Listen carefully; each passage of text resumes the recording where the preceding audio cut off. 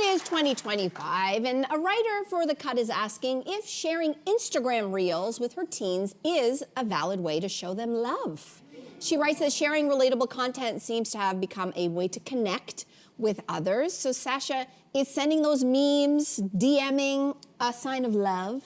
I think it can be. I think but I find usually in those relationships, there's one person who sends them and one person who never really watches or replies to them kind of thing. And so I do think, if we're actually engaging and it has broken something open, I think that it can work that way. Most often, the nicest way that I interpret them is proof of life, this made me think of you kind of thing. Yes. But I don't know if that would be enough to sustain our relationship or in that way. Yeah, replace the real thing. Yeah. It can also be a relationship ruiner. There are 3 people who I cannot say because our legal team says it's not right, who are constantly abusing their privilege of being my friend, and they'll send me these reels, and there's never any context. There's never any hey, we were having a conversation last week, and then I saw this clip and thought about what we were talking about. Here, send. It's just random clips. Sometimes there's one person, 2 to 3 a day. And you know what happens to that friend? Muted. Muted. You're put in a different category because you're abusing the privilege. So to anybody who's doing that, stop doing that.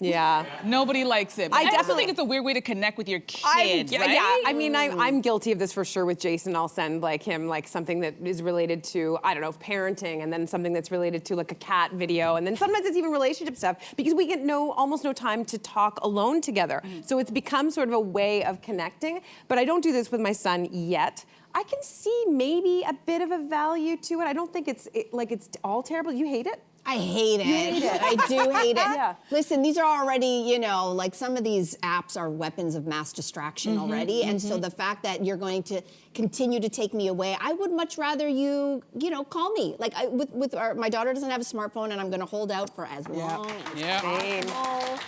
She's too young. She's too young for this stuff. So I would rather her and I have a conversation. And I think it's we talked about emojis in season 1 of The Social. We talked about emojis, which we called emoticons. Remember when they first came out, they were called emoticons?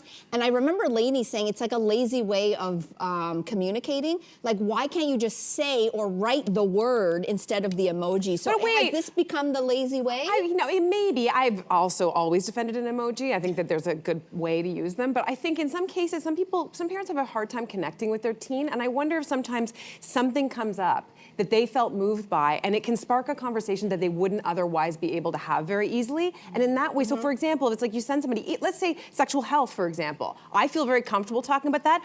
Clearly, not a lot of parents do. So if you saw, and you do, I know as well, but if you see something, but do I want my mom to send me that clip? But what's the alternative? I don't know if it's going to get the response she thinks it's going to. I think it could spark a conversation is the point. I'm going to be like, my mom's being weird, she's sending me sex clips. That's what I'm going to think. It's not going to start I'm going to start avoiding her. I'm like, oh no, here she is. She's going to send me that clip. She wants to talk about it. I think that I want parents to remember your children still need to hug you, touch you, and talk to you as much as they want to push you away. And I don't think this is a substitute. I know this mom is trying, but I just think that you should try a little harder to still communicate and hug your kid. They're going to thaw out. It's just a teenage years. It'll be fine. It's true. It's true. Yeah.